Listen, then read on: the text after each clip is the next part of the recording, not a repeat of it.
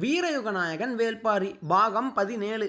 இப்போ அந்த துடி அடிச்சுக்கிட்டு பாட்டு பாடிட்டு இருந்தால ஒரு பொண்ணு, அந்த பொண்ணை காட்டுறாங்க. அந்த பொண்ணை சுற்றி பயங்கரமாக அந்த மோகினிகள் வந்துட்டு பயங்கரமாக அந்த ஆட்டத்தை ஆடிக்கிட்டு இருக்காங்க. அதாவது அந்த ஆகுனைகள் அப்படின்னு சொன்னான்ல நம்ம பாரி, அவங்க தான் ஆடிக்கிட்டு இருக்கும்போதே வந்துட்டு ஸோ என்னாச்சு ஏதாச்சுன்னு தெரில, அந்த கதையெல்லாம் நடந்ததை அப்படியே வந்து பார்த்தோன்னா ஒவ்வொன்றா நடிச்சு காட்டிக்கிட்டே வந்து பார்த்தோன்னா ஆடிக்கிட்டு இருக்காங்க.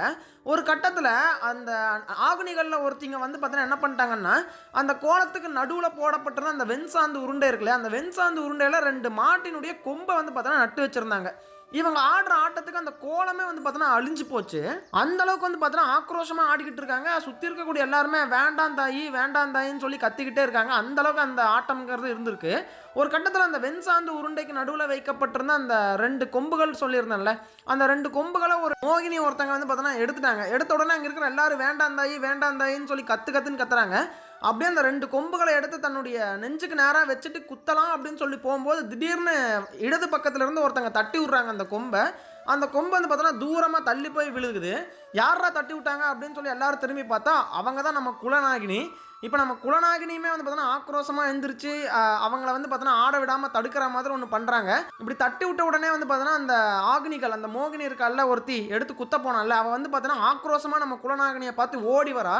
ஓடி வந்தவன் அப்படியே குலநாகினியை பார்த்து அப்படியே மயங்கி அந்த குலநாகினி கையிலே வந்து பார்த்தோன்னா விழுந்துடுறான். அப்போ தான் இங்கே இருக்கக்கூடிய எல்லாருக்கும் மூச்சே வந்துச்சு. ஏன்னா எடுத்து குத்திக்குவாளோ அப்படின்னு சொல்லி எல்லாரும் பார்த்துக்கிட்டு இருந்தாங்க. ஸோ அதுக்கப்புறம் அவன் மயக்கம் போட்டு விழுந்ததுக்கப்புறம் தான் ஒரு செகண்ட் மூச்சே வருது எல்லாருக்கும். நம்ம கபிலருக்கு ஒரு செகண்ட் மூச்சே அடைச்சி போகுது. பக்கத்தில் பார்த்தா பாரியை வேற காணோம். ஏன்னா அந்த இடத்துல கூட்டம் வேறு அதிகமாக இருந்துச்சா, பாரி எங்கன்னு சொல்லி கண்டுபிடிக்க முடியல. பக்கத்தில் தான் உட்காந்துட்டு இருந்தாரு, திடீர்னு ஆளை காணோம். அதுக்கப்புறம் பார்த்தா அவர் கூட்டத்துக்கு நடுவில் நின்று பார்த்துக்கிட்டு இருக்காரு நம்ம பாரி. சரின்னு சொல்லிட்டு நம்ம கபிலரும் கிட்ட போயிட்டு நம்ம பாரி கூட நின்றுக்கிறாரு. என்னப்பா இப்படிலாம் பண்ணுறாங்க இவனுங்க அப்படின்னு சொல்லிட்டு பார்த்துட்ருக்க நம்ம பாரி சொல்கிறாரு, இன்னும் கதையே முடியல, கதை இன்னும் இருக்குது, இதுக்கு மேலே ஆக்ரோஷமாக தான் இதுக்கு மேலே சொல்லுவாங்க பாருங்க அப்படிங்கிற மாதிரி பாரி சொல்ல, இப்போ அந்த துடியை தட்டிட்டு இருந்தால அந்த பொண்ணு மறுபடியும் அடுத்த கதையை ஆரம்பிக்கிறா. அடுத்து என்னாச்சுன்னு சொல்லி ஆரம்பிக்கிறா. அடுத்தது அந்த செம்மனையிலிருந்து அந்த குதிரை வீரர்கள் கொஞ்சம் 5 பேர் எஸ்கேப் ஆகி ஓடுனாங்கல்ல, அவங்களாம் ஃபுல்லாக அந்த மணிக்கற்கள் எங்கெங்கெல்லாம் இருக்குது, என்னென்ன கலரில் இருக்குது எல்லாமே பார்த்துட்டானுங்க. பார்த்துட்டு போய் உறையூரில் இருக்கக்கூடிய அந்த தலைவன் கிட்ட போய் சொல்கிறாங்க, இந்த மாதிரி அந்த செம்மலையில் நிறையா கற்கள் இருக்குது, நாங்கள்லாம் பார்த்தோம். ஆனால் வந்துட்டு நம்மளுடைய கொஞ்சம் வீரர்கள் முன்னாடி போனாங்க, அவங்களாம் செத்து போயிட்டானுங்க அப்படிங்கிற மாதிரி அந்த வீரர்களெல்லாம் போய் சொல்லிடுறாங்க. அந்த உறையூர் தலைவன் வந்து பார்த்தீங்கன்னா, ஆஹா நாம் வாழ்நாளில் பார்க்க முடியாத விஷயங்களை பார்த்துட்டோம்டா, இதை காட்டின என்னுடைய மகனுக்கு தான் எல்லா பெருமையும் போய் சேரும், அவன் தான் ஏதோ பொண்ணை காட்டுறன்னு கூட்டிகிட்டு போய் எனக்கு இந்த விஷயம் தெரிய வந்துச்சு அப்படிங்கிற மாதிரி தன்னுடைய மகனை பாராட்டுறான். அப்புறம் வந்துட்டு பார்த்தீங்கன்னா அந்த மகன் கிள்ளி இருக்கான்ல, அவன் வந்துட்டு அவனுடைய தோழர்களோட அப்படியே உறையூரில் ஜாலியாக சுற்றிக்கிட்டு இருக்கான். அப்படி சுற்றிட்டு இருக்கும்போது ஒரு பொண்ணு மட்டும் வந்து பார்த்தோன்னா கூடையில் அந்த வெண்சாந்து உருண்டையை வச்சுக்கிட்டு நின்றுட்டு இருக்கா. யாரா இந்த பொண்ணு இங்கே பார்த்த மாதிரியே இருக்குன்னு உத்து பார்த்தா அது நம்ம செம்பா தான். என்னது செம்பாவா? அன்றைக்கே செம்மலையில் வந்து பார்த்தீங்கன்னா மிகப்பெரிய போர் நடந்துச்சு, அங்கே ஊர் மக்கள் எல்லாம் அழிஞ்சு போயிட்டானுங்கன்னு சொல்லி சொன்னாங்களே, அந்த போரில் இந்த பொண்ணு இறந்து போயிருப்பான்ல நான் நினச்சேன். ஏன்னா இது நமக்காகவே வந்து இந்த செம்பா முன்னாடி நின்றுருக்காளே அப்படின்னு சொல்லிட்டு ரொம்ப ஆர்வத்தோடு அந்த செம்பாவே பார்த்துட்டு இருக்கான். அந்த செம்பா வந்து பார்த்தோன்னா திரும்பி நம்ம கிள்ளியை பார்த்து ஒரு மாதிரி சிரிச்சிட்டு அதுக்கப்புறமா போயிடுறா. ஆஹா பொண்ணு மாட்டிக்கிச்சு போல அப்படிங்கிற மாதிரி தான் குதிரையில் வந்துட்டு இருந்திருக்கான். அந்த குதிரையை வேற ஒரு தோழன் கிட்ட கொடுத்து போய் உடனே அப்பா கூட்டிகிட்டு வா, அந்த பொண்ணை வந்து பார்த்தோன்னா காட்டுறேன்னு சொல்லி எங்கள் அப்பா கிட்ட. அன்றைக்கி எங்கள் அப்பா பார்க்கவே இல்லை, மணிக்கற்களை பார்த்துட்டு வாயை பிறந்து நின்றுட்டு இருந்தான், அந்த பொண்ணை அவன் பார்க்கவே இல்லை, போய் எங்கள் அப்பனை கூட்டுவான்னு சொல்லிட்டு அந்த கிள்ளி வந்து தோழன் கிட்ட குதிரையை கொடுத்துட்டு இவன் வந்து அந்த செம்பா பின்னாடியே போகிறக்க ஆரம்பிக்கிறான். செம்பாவும் வந்து பார்த்தீங்கன்னா அந்த உறையூரை விட்டு ரொம்ப தூரம் தள்ளி போய்கிட்டே இருக்கா. இவனும் அந்த ஃபாலோ பண்ணிட்டு அந்த செம்பாவுடைய அழகுலையே பார்த்துக்கிட்டே போயிட்டே இருக்கான். திடீர்னு வந்து பார்த்தோன்னா செம்பா பக்கத்தில் வந்துட்டு பூக்கள் எல்லாம் இருந்திருக்கு, அந்த பூக்களை எல்லாம் தட்டி விட்டுக்கிட்டு அப்படியே ஜாலியாக வந்து பார்த்தோன்னா நடந்து போயிருக்கா. இவனுக்கு பின்னாடி இருந்து பார்க்குறப்போ என்ன தான் வர சொல்கிறா போல, அந்த கையை ஆட்டி ஆட்டி வந்து பார்த்தோன்னா பூக்களை தள்ளி விட்றது, என்னை வர சொல்கிறா போல, பின்னாடியே வா வான்னு சொல்லி கூப்பிட்றா போல அப்படிங்கிற மாதிரி இவனுக்கு தோணிருக்கு. அதனால் பின்னாடியே போயிருக்கா. அதுக்கப்புறமா அப்படியே போனவன் உறையூர்லேருந்து ரொம்ப தூரம் தள்ளி போய் ஒரு சின்ன குடிசை ஒன்று இருந்திருக்கு. அந்த குடிசைக்குள்ளே வந்து பார்த்தோன்னா பூந்துட்டா. அப்படி பூரும்போது நம்ம கிள்ளியை பார்த்துட்டு சிரிச்சுட்டே வந்து பார்த்தோன்னா பூந்துருக்கா. ஓகே அந்த பொண்ணு நம்மளை உள்ளே கூப்பிடுது போல அப்படிங்கிற மாதிரி நம்ம கிள்ளியும் ஃபிக்ஸ் பண்ணிட்டா. அதே மாதிரி உள்ளே போனவன் கதவையும் சாத்தலை, கதவையும் திறந்து வச்சுட்டே வந்து பார்த்தோன்னா உள்ளே போயிருக்கா. சரி இவன் நம்மளை உள்ளே தான் கூப்பிட்றா போல அப்படிங்கிற மாதிரி நம்ம கிள்ளி உள்ளே அப்படியே வந்து பார்த்தோன்னா எட்டி பார்க்குறான். எட்டி பார்க்கும்போது நடு வீட்டில் ஒரு பாயை விரித்து நம்ம செம்பா வந்து பார்த்திங்கன்னா அந்த பாயில் தூங்குறக்க ஆரம்பிச்சிட்டா, அதாவது படுக்கிறக்க ஆரம்பிச்சிட்டா. அப்படி படுத்த உடனே வந்து பார்த்தோன்னா நம்ம கிள்ளிக்கு புரிஞ்சு போச்சு, சரி நம்மளை தான் உள்ளே வர சொல்கிறா, ஏதோ நடக்க போகுது இன்றைக்கின்னு சொல்லிட்டு ரொம்ப ஜாலியாக வந்து பார்த்திங்கன்னா அந்த வீட்டுக்குள்ளே வரான். வந்த உடனே வந்து பார்த்தோன்னா நம்ம செம்பா நடு வீட்டில் படுத்துட்டு இருக்கா பாயை விரிச்சு. சுற்றி 4 பக்கம் 4 பொண்ணுங்க வந்து பார்த்தோன்னா ரெடியாக உட்காந்துக்கிட்டு இருக்கானுங்க. ஸோ நம்ம கிள்ளி வந்து பார்த்தோன்னா இப்போ 4 பக்கத்தில் இருக்கக்கூடிய பெண்களையுமே பார்க்குறான். பார்த்த அடுத்த கணமே வந்து பார்த்தோன்னா அந்த 4 பேர் வந்து கிள்ளியுடைய 2 கை 2 காலை பிடிச்சிடுறாங்க. நம்ம கிள்ளி வந்து பார்த்தோன்னா தன்னை விடுவிக்கிறதுக்காக எத்தனையோ முயற்சி பண்ணுறான். ஆனால் அந்த பெண்கள் வந்து அவங்களுடைய பிடி வந்து பார்த்தோன்னா அப்படி ஒரு பிடி. ஏன்னா வந்துட்டு இவ்வளோ நாள் அந்த மாடுகளுடைய கொம்புகளெல்லாம் வந்து பார்த்தோன்னா பிடிச்சி அந்த மாடுகளை வரிசைப்படுத்தினவங்க தான் இந்த பெண்கள். அப்பேற்பட்ட பெண்களுடைய கைகள் இப்போ நம்ம கிள்ளியை பிடிச்சிருக்கு. அதனால் அவனால் விலகவே முடியல, அவங்களுடைய பிடியிலிருந்து வெளியவே வர முடியல. ஆஹா சிக்கிட்டோமா, நம்மளை கொலை பண்ண போகிறாங்களா, என்னடா ஆக போகுது அப்படிங்கிற மாதிரி பார்த்துக்கிட்டே இருக்கான். உடனே வந்துட்டு நம்ம இவ இருக்கால்ல செம்பா, அவள் பாயிலிருந்து எந்திரிச்சு ஒரு 2 கொம்பு வந்து பார்த்தோன்னா எடுத்துகிட்டு வரான். அந்த 2 கொம்பினுடைய முனையிலையுமே வந்துட்டு ரத்தக்கரை இருக்குது. அந்த 2 மாட்டு கொம்பு யாருடையதுன்னா, நம்ம கோவன் வந்துட்டு ஒரு மாடோட கொம்பு எடுத்து தன்னுடைய தொண்டையிலேயே சொருக்கிட்டு செத்தான்ல, அந்த கொம்புகள் தான் அது. அந்த கொம்பில் ரத்தக்கரை படிஞ்சிருக்கு. அந்த கொம்புகள் எடுத்து இப்போ நம்ம கிள்ளி இருக்கான்ல அவனுடைய மார்புக்கு நேராக வந்து பார்த்தோன்னா வைக்கிறா நம்ம செம்பா. அப்படி வச்ச உடனே ஓகே நம்ம கதை முடிய போகுது, நாம் ஆசையாக இந்த பொண்ணு கூட ஜாலியாக இருக்கலாம்னு சொல்லி வந்தால் திடீர்னு இவ இப்படி பண்ணிட்டுருக்கா, நம்மளை கொல்ல போகிறானுங்க போல அப்படிங்கிற மாதிரி நினச்சி நம்ம கிள்ளி வந்து பார்த்தோன்னா பயங்கரமாக கத்துறான். ஆனால் அவனால் விடுவிக்கவே முடியல, அந்த பெண்கள் நல்லா முரட்டு பிடியாக பிடிச்சிருக்காங்க. இப்போ நம்ம செம்பா வந்துட்டு அந்த கொம்புகளை வச்சு அப்படியே வந்து பார்த்தோன்னா அந்த கிள்ளியுடைய உடலில் வந்துட்டு கீறி விட்றா. அதாவது அவளுடைய மார்பில் கீறுறா, வயிற்றில் கீறுறா, அப்புறம் வந்துட்டு பார்த்தோன்னா பின்னாடி முதுகில் வந்து பார்த்தோன்னா கீறுறா, அப்புறம் வந்துட்டு அந்த கையில் வந்து பார்த்தோன்னா தோல்லேருந்து விரல் வரைக்கும் அப்படியே கை ஃபுல்லாக கீறி விட்றா, காலில் கீறி விட்றா. இந்த மாதிரி எல்லா பக்கமும் உடம்பு ஃபுல்லாக வந்து பார்த்தோன்னா அந்த கொம்பை வச்சு கீறுன்னு கீறி ஃபுல்லாக வந்து பார்த்தோன்னா உடம்பை கிழிச்சு விட்டா. அந்த உடம்புலேருந்து ரத்தம் வந்து பார்த்தோன்னா அப்படியே சொட்டு சொட்டாக வந்து பார்த்தோன்னா வடியறக்க ஆரம்பிக்குது. அந்தளவுக்கு வந்து பார்த்தோன்னா உடம்புல நிறைய கீறல் போட்டு விட்டா செம்பா. இவன் என்னடா நம்மளை கொலை பண்ணிடுவாங்க, குத்தி கொலை பண்ணுவான்னு பார்த்தா உடம்புல கீறிட்டு இருக்கா அப்படிங்கிற மாதிரி யோசிக்கிறான் கிள்ளி. இருந்தாலும் அவனுக்கு வலி இருக்குது, ஆனால் அதை தாண்டி ஏன் இப்படி பண்ணுறாங்கங்கிற மாதிரி யோசனையுமே இருக்குது. இப்போ அவள் பயங்கரமாக கீறி விட்டாளா, கீறி விட்டக்கப்புறமா வந்துட்டு வெண்சாந்து உருண்டைகள் வந்து பார்த்தோன்னா அந்த வீட்டில் இருந்துருக்கு. அதை எடுத்து வந்து பார்த்தீங்கன்னா ஃபுல்லாக பூசி விட்டுறா. அதை உடம்பு ஃபுல்லாக வந்து பார்த்தோன்னா தலையிலிருந்து கால் வரைக்கும் வந்து பார்த்தோன்னா ஃபுல்லாகவே பூசி விட்டுறா. எதுக்காக வந்து பார்த்தோன்னா இதெல்லாம் எனக்கு பண்ணுறாங்கங்கிற மாதிரி யோசிச்சுட்ருக்கா. அப்புறம் அவன் கத்துறது வெளியே கேட்கல, ஏன்னா உறையூர்லேருந்து ரொம்ப தூரம் தள்ளி தானே இந்த ஒரு குடிசை இருக்குது. அதனாலே வந்துட்டு கத்துறதுக்கு ஹெல்ப் பண்ணுறதுக்கும் யாரும் வரல. அவனுக்கு என்ன நடக்குது அவனுக்கும் சுத்தமாக புரியல. அடுத்தது வந்து பார்த்தீங்கன்னா ஃபுல்லாக வெண்சாந்து உருண்டையை பூசி விட்டாச்சு, உடம்பு ஃபுல்லாக கீறல் போட்டு விட்டாச்சு, முடிஞ்சு போச்சு அப்படின்னு சொல்லிட்டு அந்த 4 பெண்களும் இப்போ அவனுடைய கையை விடுறாங்க. விட்ட உடனே வந்து பார்த்தீங்கன்னா நம்ம செம்பா வந்து என்ன பண்ணியிருக்கான்னா வலது கையை மட்டும் விட்டுட்டு இடது கையை உடச்சி விட்டா. அந்த எலும்பையே வந்து பார்த்தோன்னா உடச்சி விட்டா. இடது கையை அவனால் தூக்க முடியாது, அந்த மாதிரி பிடிச்சி முறுக்கி உடச்சி விட்ருக்கா.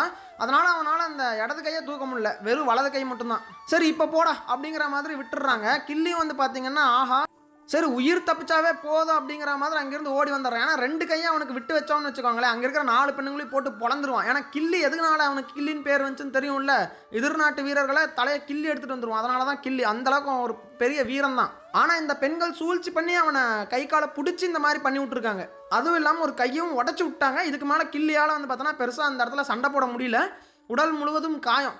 அதனால் வந்து பார்த்தோன்னா தப்பிச்சா போதுண்டா, உயிர் தப்பிச்சா போதுண்டான்னு சொல்லிட்டு அந்த குடிசையை விட்டு ஓடுறான். அப்படி ஓடும்போது வந்து பார்த்திங்கன்னா அந்த வெண்சாந்து உருண்டை தான் ஃபுல்லாக பூசி விட்ருக்காங்கல்ல. உடனே ஃபஸ்ட்டு ஒரு காகம் வந்து அவனை கொத்த வருது. உடனே அவனுடைய வலது கையை வச்சு அவன் தட்டி விட்றான் காகத்தை. மறுபடியும் இந்த பக்கம் திரும்பினா 3 காகங்கள் வருது, அதையும் வலது கையை வச்சு தட்டி விட்றான். இடது கையில் வந்து பார்த்தோன்னா சக்தியில் தூக்க முடியாது, உடச்சிட்டாங்க. அதனால் வலது கையை வச்சு மட்டும் தள்ளி விட்டு பார்க்குறான். ஆனால் அந்த காகங்கள் போகலை. திடீர்னு பார்த்தா ஊரில் இருக்கிற எல்லா காகங்களும் அவன் மேலே வந்து உட்காந்துக்கிட்டு கொத்துன்னு எல்லா பக்கமும் கொத்துது. அந்த காகங்களுடைய மூக்கு வந்து பார்த்தோன்னா உள்ளே கொத்தும் போது வந்து பார்த்தீங்கன்னா வெண்சாந்து உருண்டை கொஞ்சம் உள்ளே போயிடுது, அவனுடைய உடலுக்குள்ளே வந்து பார்த்தோன்னா போகுது. அடுத்த பறவை வந்து பார்த்தோன்னா அந்த உடலுக்குள்ளே இருக்கக்கூடிய அந்த வெண்சாந்து உருண்டை எடுக்கணும்னு சொல்லி அதை வந்து பார்த்தோன்னா அவனுடைய உடம்புக்குள்ளே அந்த மூக்கை விட்டு எடுக்குது. இந்த மாதிரி வந்து பார்த்தோன்னா அங்கங்கே கொத்துன்னு எல்லா பக்கமும் கொத்தி உடல் ஃபுல்லாக காயம், அவன் கத்திக்கிட்டே ஓடிக்கிட்டே இருக்கான். ஸோ இப்போ காகங்கள் மட்டும் இல்லாமல் வேறு சில பறவைகளெல்லாம் வந்து எல்லா பக்கமும் அவனுடைய கை காலு எல்லாம் ஆல்ரெடி கீறி வேற விட்டுருக்காங்க, அந்த வழி வேறு இருக்குது. இதில் இந்த பறவைகள் வேறு பயங்கரமாக கொத்தி தின்னுக்கிட்டு இருக்கு. இந்த சமயத்தில் கொஞ்ச நேரம் கழித்து இந்த மரங்கொத்தி பறவைகள் இருக்குல்ல, அதோட மூக்கு எவ்வளோ பெருசு இருக்கும், அதுக்குமே வந்து பார்த்தோன்னா இந்த வெண்சாந்து உருண்டைனா உசுராமா அந்த மரங்கொத்தி பறவைகளுக்கு. அந்த பறவைமே வந்து பார்த்திங்கன்னா வந்துருச்சு. அந்த காகங்களெல்லாம் சுற்றி இருக்குது, காகங்கள் இடமே விட மாட்டேங்குது, எந்த இடத்துலையுமே வந்து பார்த்தோன்னா கொத்த முடியல நம்ம மரங்கொத்தி பறவைக்கு. உடனே வந்து பார்த்தோன்னா அந்த காகத்தையெல்லாம் தள்ளி விட்டு தன்னுடைய பெரிய மூக்கால் ஆக்ரோஷமாக ஒரு கொத்துது பாருங்கள். அவனுடைய நெஞ்சை பயங்கரமாக வந்து பார்த்தோன்னா அவனுக்கு வலிக்குது. அவன் வந்து பார்த்தோன்னா ஓடி போயிட்டுருக்கான். அவனுடைய பறவைகள் எல்லாமே சூழ்ந்துருச்சு. தூரத்துலேருந்து நம்ம செம்பாவும் அந்த தோழிகளும் அந்த குடிசைக்கு வெளியே நின்று பார்த்துட்டு இருக்காங்க. இவன் போய் எவ்வளோ கஷ்டப்பட்டுட்டு இருக்கான் அப்படிங்கிற விஷயத்த தூரத்துல இருந்து இவங்கெல்லாம் பார்த்துக்கிட்டு இருக்காங்கங்க. இந்த கதையெல்லாம் இப்போ அந்த துடி அடிக்கிற பொண்ணு சொல்லி முடிக்கிறா. அப்போ பார்த்துட்டு நம்ம கபிலருக்கு அவ்வளோ வந்து பார்த்தீங்கன்னா பயந்துடுறாரு. என்னடா இப்படிலாம் வரலாறுலாம் நடந்திருக்காடான்னு சொல்லிட்டு. இப்போ வந்து பார்த்தோன்னா அந்த கதையெல்லாம் முடிஞ்சிடுது. அடுத்த நாள் வந்து பார்த்தோன்னா நம்ம கபிலர் எந்திரிக்கிறாரு. அதாவது தூங்கி எந்திரிக்கிறாரு நம்ம பாரியுடைய அரண்மனையில். அப்போ நேற்று நடந்த அந்த விஷயங்கள்லாம் யோசிச்சு பார்க்குறாரு. நேற்று என்ன நடந்திருக்குன்னா, அந்த கொம்பு இருக்கு இல்லையா, அந்த வெண்சாந்து உருண்டைக்கு நடுவில் வைக்கப்பட்டிருந்த கொம்பு, அதை வந்து பார்த்தோன்னா நம்ம முடியன் போய் எடுத்து தன்னுடைய ஒரு முனையில் வந்து பார்த்தீங்கன்னா சொருகிக்கிறான். யார் முடியன்னு தெரியும்ல, நம்ம பாரிக்கு பக்கத்தில் ஒருத்தன் நின்றுட்டே இருப்பான்ல தளபதி மாதிரி, அவன் தான் முடியன். அவன் வந்து பார்த்தோன்னா எடுத்து சொருகிக்கிறான். அப்போ தான் நம்ம கபிலர் அந்த நடுவில் துடி அடிச்சிட்டு இருக்கக்கூடிய பெண்ணை வந்து பார்த்தோன்னா கரெக்டாக பார்க்கவே இல்லை. அவங்களுடைய முகம் வந்து பார்த்தோன்னா அந்த இருட்டில் நல்லா தெரியல. இப்போ நல்லா உன்னிச்சு கவனித்து பார்த்துருக்காரு. அது யாருன்னா வேற யாரும் இல்லைங்க, அந்த குகை, அந்த புலிவால் குகையில் வந்து பார்த்தோன்னா அவங்க தங்கினப்போ ஒரு பொண்ணு வந்து எனக்கு பன்னிக்கறி கொடுத்தாங்கன்னு சொல்லி நம்ம கபிலர் கையில் கொடுத்துட்டு போய் ஒரு குழந்தைக்கு பால் கொடுத்துட்டு வந்து மறுபடியும் பன்னிக்கறியை வாங்கியிருப்பா. அந்த பொண்ணு தான் வந்து பார்த்தோன்னா இந்த துடி அடிச்சிட்டு இருக்க பொண்ணு. அதை பார்த்துட்டு ஓ இவ தான் அந்த பொண்ணா அப்படிங்கிற மாதிரி ஒரு ஃபீலுக்கு வராரு நம்ம கபிலர். இப்போ அடுத்த நாள் காலையில் நம்ம பாரிக்கிட்ட பேசிட்டு இருக்காரு. ஒரு கதையுடைய அம்சத்தை நீங்கள் பார்த்தீங்களா, எவ்வளோ அழகான ஒரு மாற்றம் அந்த கதை கொடுக்குது பார்த்தீங்களா. ஒருவேளை இப்போ வந்து நம்ம என்ன கதையை பார்த்துருக்கோம்னா, ஒரு மரங்கொத்தி பறவை வந்துட்டு ஒருத்தனுடைய முன்பக்கத்தில் தன்னுடைய அழகை குத்தி பின்பக்கம் வழியாக எடுத்திருக்கு, அந்த கதையை நாங்கள் கேட்டிருக்கோம். ஆனால் இதுவே வந்து பார்த்தோன்னா இவங்கெல்லாம் இல்லாமல் இருந்திருந்தா மணிக்கற்கள் நிறைந்த ஒரு மலையை ஆட்சி செய்த அரசனுடைய கதையை தான் நம்ம கேட்டிருப்போம். இந்த கதை இப்படி இருக்குது, இவங்களுடைய எமோஷன் இப்படி இருக்குது. வெளியே வேற ஒருத்தங்க கிட்ட கேட்டால் அந்த எமோஷனில் அப்படி ஒரு கதை வந்திருக்கும். ஆனால் ரெண்டு ஒரே கதை தான் அப்படிங்கிற மாதிரியுமே சொல்கிறாரு நம்ம கபிலர்.